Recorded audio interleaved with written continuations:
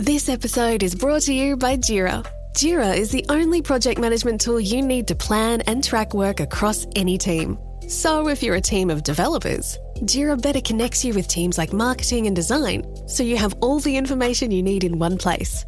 Plus, their AI helps you knock out the small stuff so you can focus on delivering your best work. Get started on your next big idea today in Jira. This episode is brought to you by United Airlines. When you want to make the most of your vacation, book with United.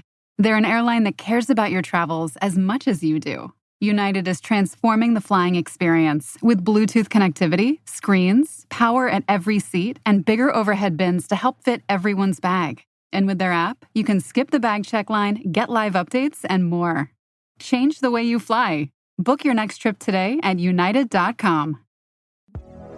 You know when you reach that age where everyone and their mother won't shut up about their credit scores, yet it seems like no one really understands what's so special about those 3 random numbers? That's because credit scores are meaningless, unless you have Credit Karma to show you how to use them. We use those 3 random numbers, plus your financial profile, to help you find your next opportunity. Like a more rewarding credit card, a game plan that helps you pay down debt faster, or a personal loan to help you save more on interest payments each month. Cha-ching! Download Intuit Credit Karma today to get started.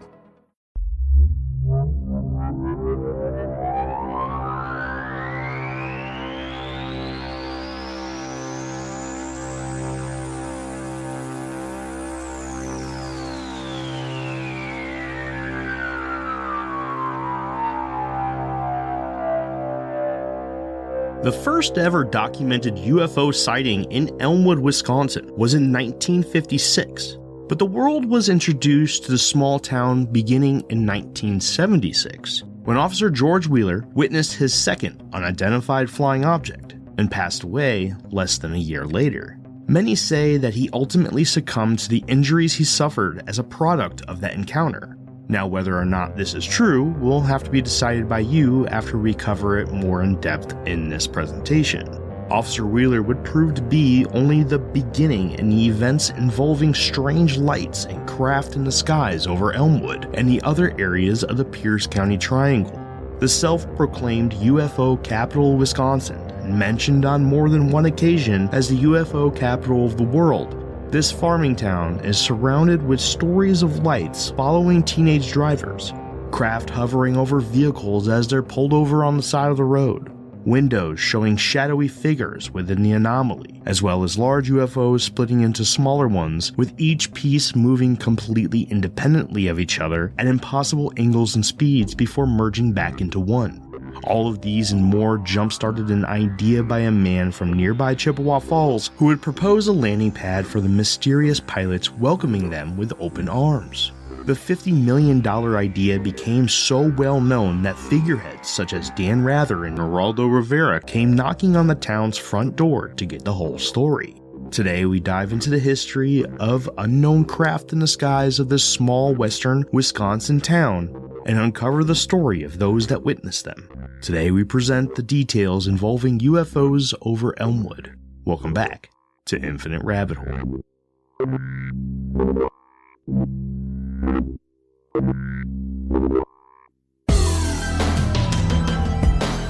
Imagine that this line represents the time, present 1985, future, past.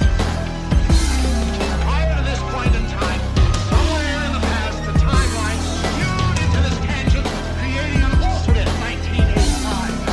Alternate to you, me, and Einstein. Fuck. Reality for everyone else.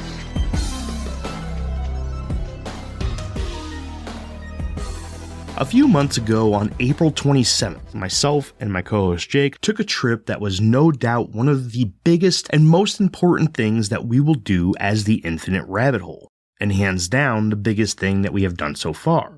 We were granted an incredible opportunity to see the side of one of our beloved topics that most don't get to witness by a guide who was intimately attached to the topic and frequent witness of events herself. Thank you to Amy for giving us this incredible opportunity. Throughout the 4 years that we have been diving into the world of the unknown, strange, and fringe, we have done some pretty cool stuff. We were featured on Joe Blow Media's Paranormal Network, where we were trusted to bring the strange to paranormal and supernatural fans around the world. We have had the opportunity to interview dozens of authors that were kind enough to share their work with us and bring us closer to our favorite topics than most ever get a chance to. We even got to interview the one and only Tanya Derenberger to hear more about the life she lived alongside her father Woody, who was the main character opposite of Injured Cold in the incredible story that still keeps people glued to their research material before she unfortunately passed away. But today we take the knowledge and experience that we gained in April and turn it into something new. Something bigger than we have ever done. Today we turn the page and begin a new chapter in the story of the Infinite Rabbit Hole. This step came in the form of a small western Wisconsin town named Elmwood. Since the inaugural meeting between Jake and I about creating a podcast, the goal was always to become something more than most. Start slow, begin as two people who had no idea what we were doing, but eventually became a name that is trusted as one of the best sources of information for the topics that we all love. And use that deep diving research as a launch pad for earning the respect and interest from everyone that listens from around the world. Not our last goal, but certainly one of them, was to become full-fledged researchers and not just presenters and audio documentarians, but to find a story that has remained mostly untouched by modern standards and dig our claws into it and gather the information needed to become the leading source of information on a particular subject. We came close with Injured Cold, and the many emails and messages sent by the listeners had us believing that we did a great job. But the last source for the original story is sadly no longer with us, and there seems to be nothing else to truly uncover. But this one's different. When I was medically separated from the Navy in 2022, I was faced with a difficult decision. Where was I going to move my family to in order to give them everything that they could ever need, and at the same time, find a great job, a humble small town, in an area of the country that I would be proud to call home. And of course, ensure that there was a rich history of the strange for me to look into. So today, I introduce you all to the town that has begun to open their history books for me and show me a little of what makes this place so special. Today, we begin the very early stages of the new series that we are calling Chronicles, where we will not only present to you a group of documentary episodes as you are all familiar with, that will provide everything you need to know to understand the story, but will provide plenty of follow-up content for you to enjoy that will take you far past what anyone else is able to provide. Over the next few weeks, months, and years, we will give you the content on this subject, such as live and personal feeds from within the UFO Days Festival, interviews with experiencers that tell you about their stories with their own voices, and even our first ever on-location video content. Let me be the first to introduce you to the very first chapter of this brand new series, Chronicles, UFOs over Elmwood. I'll see you on the other side, travelers.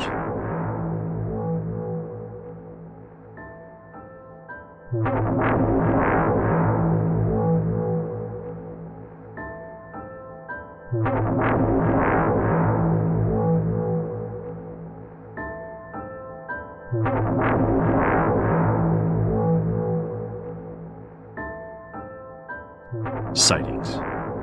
According to reporter John Socheri of the St. Paul Pioneer Press, in an article published on April 10, 1987, he refers to the area as the quote-unquote Pierce County Triangle, with the towns of Ellsworth, Elmwood, and Plum City as its limits, due to the area being the home to an abnormal amount of UFO sightings.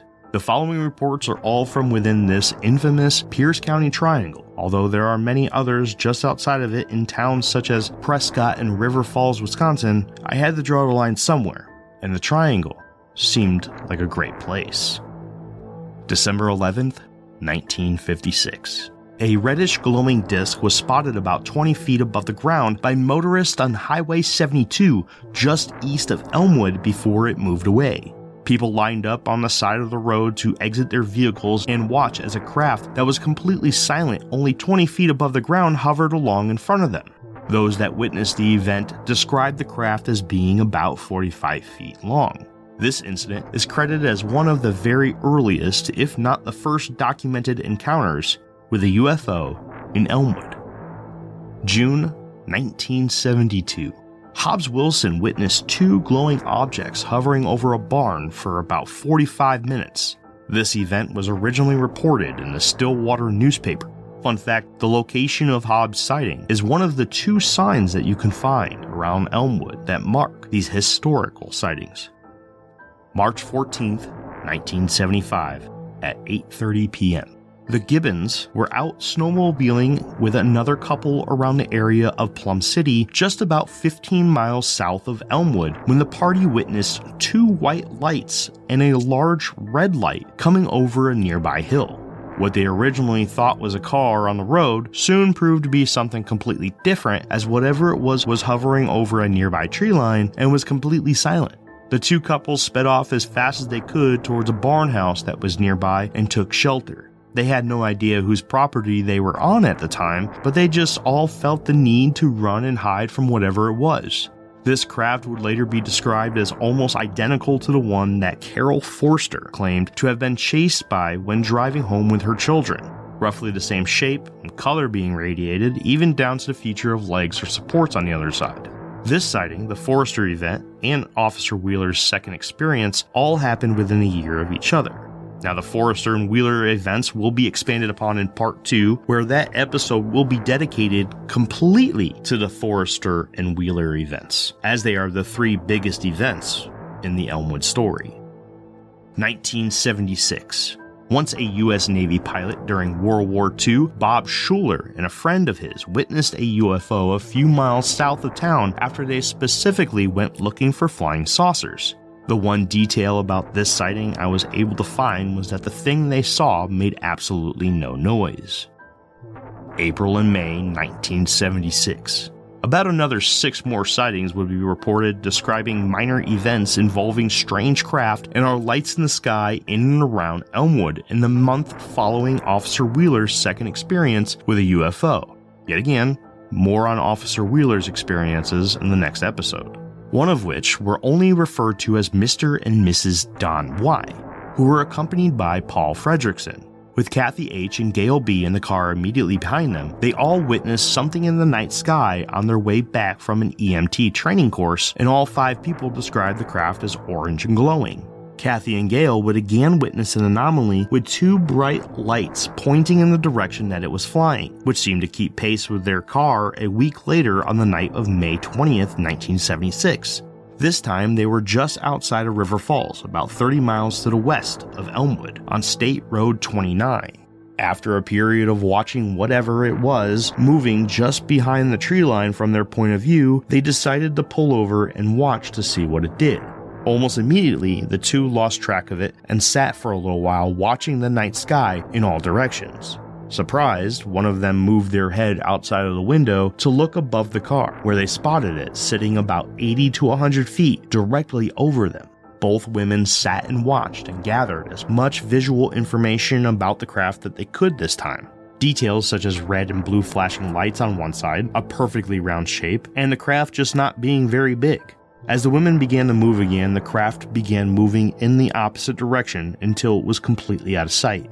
Also in 1967, Marge Hartung and her husband Jerry were driving home from Marge's sister's wedding between Ellsworth and Prescott as they witnessed an object in the sky that they described as, quote, as tall as a silo and milk house. The object didn't seem to be moving. It just kind of hung there in the sky. October 1977 at 10:30 p.m., a large orange light was spotted near the quarry on Tuttle Hill by Paul Fredrickson and his son Mark as the 2 were heading home from work. Mark was the first to spot the object as it seemed to be coming from the direction of their home in the east. His original thoughts were that it was simply the moon, but after he realized that it was rising way too fast, he decided to pull over to get out of the car and watch whatever it was. When the light moved directly over them, the Fredricksons were able to get a very good and rare look at the phenomenon. Paul described it as being a disc-shaped metallic craft about 100 feet in diameter, which was making a sound that reminded them of a waterfall. The most notable detail other than the size and the glow were the 2 beams of light coming from one side of the craft, one of which was blue and the other being green. The craft continued past the men at a height estimated as about 500 to 1,000 feet before fading out of view to the west. Also in October 1977, this time in Ellsworth, A woman named Patricia Kay and her son witnessed a large glowing white light with two red flashing lights seemingly attached to the same hard-to-define mainframe. The other very noticeable detail that Patricia reported when she called the local police department was a sound that reminded her of a helicopter. Now, without any other context, this seems to have been a helicopter due to the common layout of the front-facing searchlight and an upper and lower anti-collision light that flashes red. This requirement came to be in July of the same year, 1977, by the Federal Aviation Administration, more commonly known as the FAA. On the same night in October 1977, Reverend G and his wife witnessed an estimated 100-yard wide craft flying overhead. This time, there was no sound reported with the sighting, as well as red and green lights, with the frame of the craft having 3 windows near the center from their point of view. Unfortunately, I was unable to find a source that gave me the exact location for this sighting, but an unknown dated article from the Pierce County Herald and Noah Voss's book UFO Wisconsin vaguely made it seem as if it also happened in the same town of Patricia Kay's sighting that same night of Ellsworth, with Patricia's sighting sounding very much like a misidentification of an actual helicopter. This sighting could help lend to her belief that it was not such, especially if it was in the same town on the same night. July 1980. Lester Anderson, living about 6 miles east of Elmwood, reports seeing an orange-yellow light that lit up their yard at around 2 o'clock in the morning. Quote, "I'm 68 years old. I'm no kid.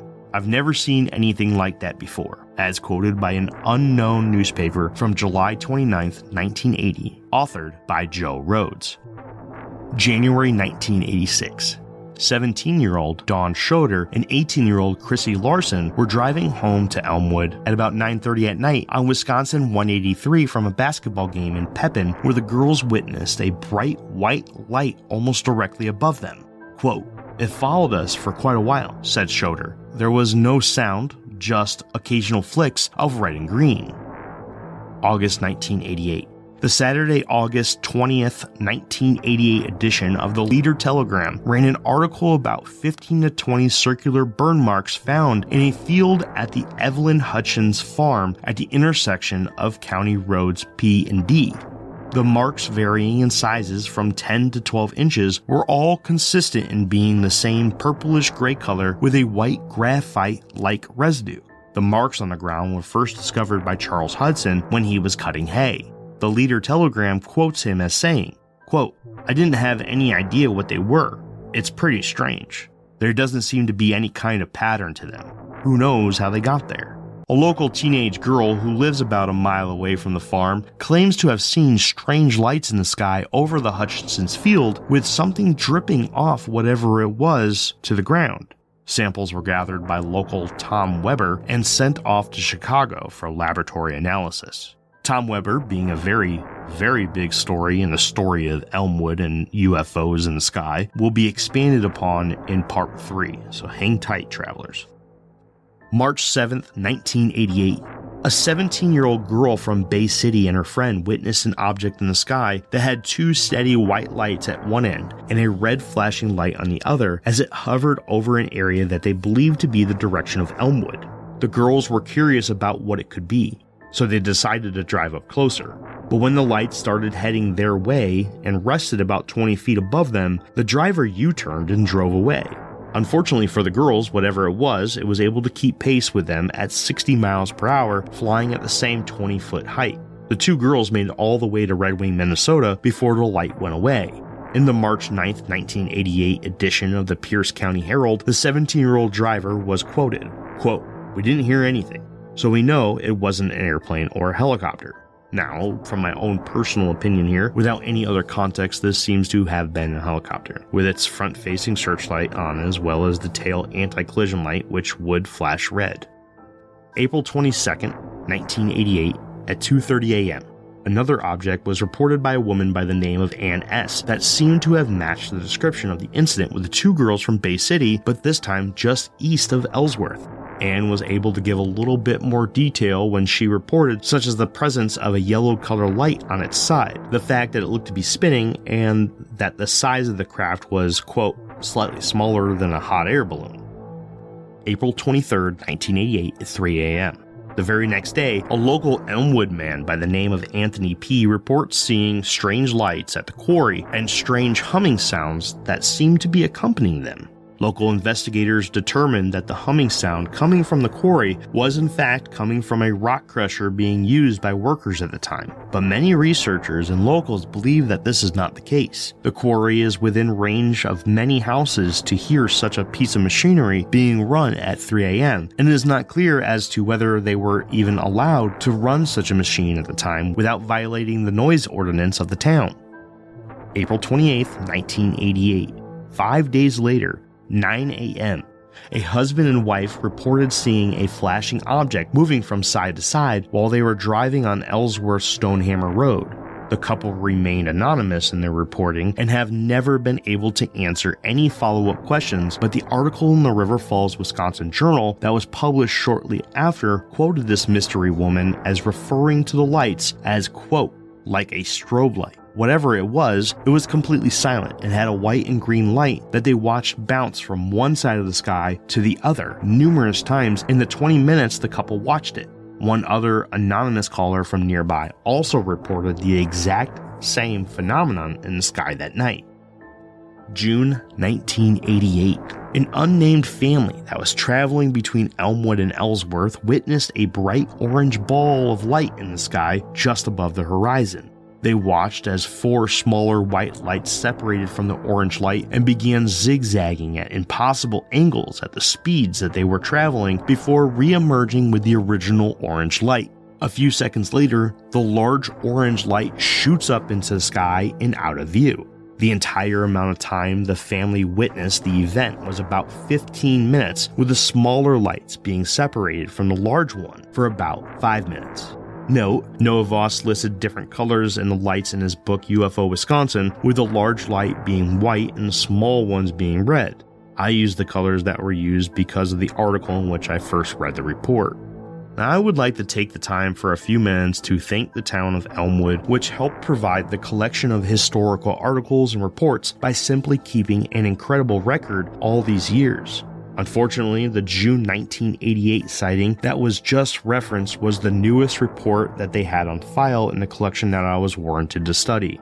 I would personally like to thank the town of Elmwood and specifically Amy Beschel, who stands as the president of the UFO Days Festival event that we will discuss in part 3 of this presentation. Without her help, this presentation would not have been possible, as she was nice enough to take myself and my co-host Jake on a personal tour of locations like the quarry on Tuttle Hill and the road where Carol Forster was chased by an unidentified glowing object in the sky. More on that one, of course, in the next episode. But yet again, thank you, Amy. We really do appreciate that. This episode is brought to you by United Airlines. When you want to make the most of your vacation, book with United. They're an airline that cares about your travels as much as you do. United is transforming the flying experience with Bluetooth connectivity, screens, power at every seat, and bigger overhead bins to help fit everyone's bag. And with their app, you can skip the bag check line, get live updates, and more. Change the way you fly. Book your next trip today at united.com. The CIA and UFO Working Group. In February of 1987, Colonel Harold E. Phillips of the Defense Intelligence Agency led in the creation of an interagency team called the UFO Working Group to study UFOs for purposes involving national defense and anything else the Pentagon deemed necessary. Author Jay Raff describes the original build of personnel as involving generals from both the Army and Air Force, DIA scientists, an Army colonel, 3 members of the National Security Agency, a member of the Central Intelligence Agency's Intelligence Division, and a small team from the CIA's Science and Technology Directorate. In 1990, a book titled Out There by New York Times reporter, Pulitzer Prize nominee, author, and investigator Howard Blum was published. Blum, who wrote the entirety of this book following nationwide investigations of the previously mentioned UFO Working Group, due in part to cooperation with 2 unknown sources within the group. One of these investigations was, of course, in Elmwood, Wisconsin in the summer of 1988. and included members of the CIA's Domestic Collection Division. 2 members of this team took to Elmwood under the guise of being NASA engineers, where they conducted interviews with experiencers and witnesses, as well as gathered medical records of those involved and took soil samples from all the locations mentioned by those that they interviewed. This seems to have been verified by a small number of articles in various newspapers in the late 80s, which refer to members of NASA interviewing locals and apparently showing interest in Weber's UFO landing spot, which we'll dive into in part 3. According to author Jay Rath in his book, The W Files, the team's findings were anticlimactic, quoting the team as saying, quote, "We just don't know what's in the skies over Elmwood. But what is more interesting here is the theory brought forward by researcher Timothy Good, who believes that this mysterious quote-unquote UFO working group was none other than Project Aquarius, that was once a secret team of remote viewers working in the shadows of the government on topics of anti-submarine warfare and UFO information gathering under the watchful eye of a Colonel R. Donnie Phillips, who researcher and debunker Philip Kloss claims to have discovered is a man who stands as a pseudonym for the real Colonel John Alexander. This, of course, means that Phillips is actually Alexander, who also was the former head of the Los Alamos Non-Lethal Weapons Research Program. Why is he important? Well, according to author Jay Rath in his book, The W Files, Alexander just so happens to be the last person to hold a private meeting with UFO research organizations nationwide, cash cow, and owner of the infamous Skinwalker Ranch, Robert Bigelow, before he halted funding to organizations such as MUFON, UFOs, and the Fund for UFO Research. Now, it would seem that one of the only, if not the only, organization that receives funding from Bigelow is the National Institute of Discovery Science, better known as NIDS. The conspiracy deepens because the theorized head of this organization is none other than John Alexander. But why is that important? Well, as author Jay Rath mentions, Alexander was also a member of another organization known as the Aviary, which was another UFO organization in the 1980s that is now well known for providing large doses of misinformation to the UFO research community, with the main target seeming to be a man by the name of William Moore. Moore is famous within UFO circles as being the man who circulated the MJ-12 documents. MJ-12, or more commonly referred to as Majestic 12, was a secret government UFO research group that was seemingly established in 1947, immediately after the UFO crash in Roswell, New Mexico, and was based out of the brand new government organization known as the CIA. This is where it all comes full circle, back to the small town that was visited by these quote-unquote NASA engineers, who were really CIA members attached to the mysterious quote UFO working group that claimed to not have found anything of substance in the UFO capital of the world, Elmwood, Wisconsin.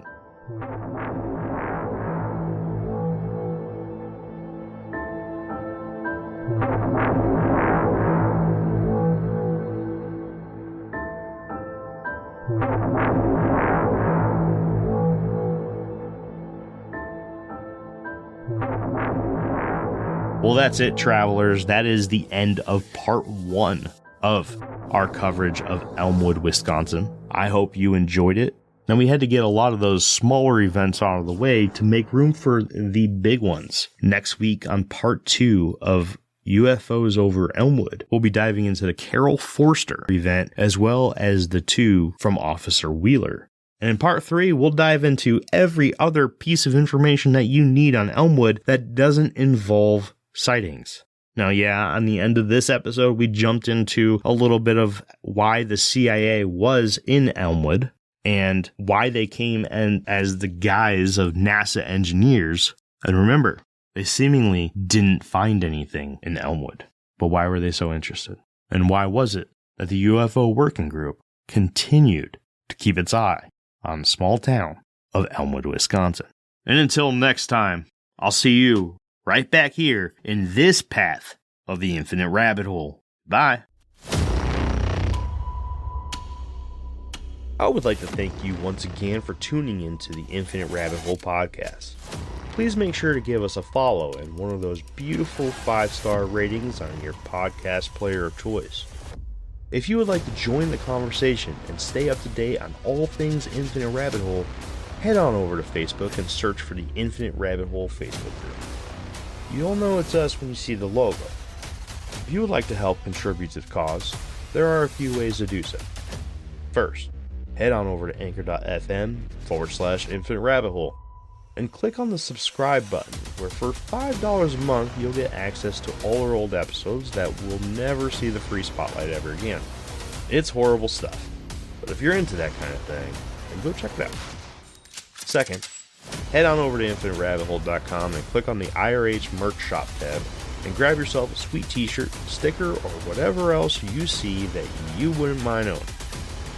Until next time, travelers, I'm Jeremy, and I'll see you at the next fork in the path of the Infinite Rabbit Hole.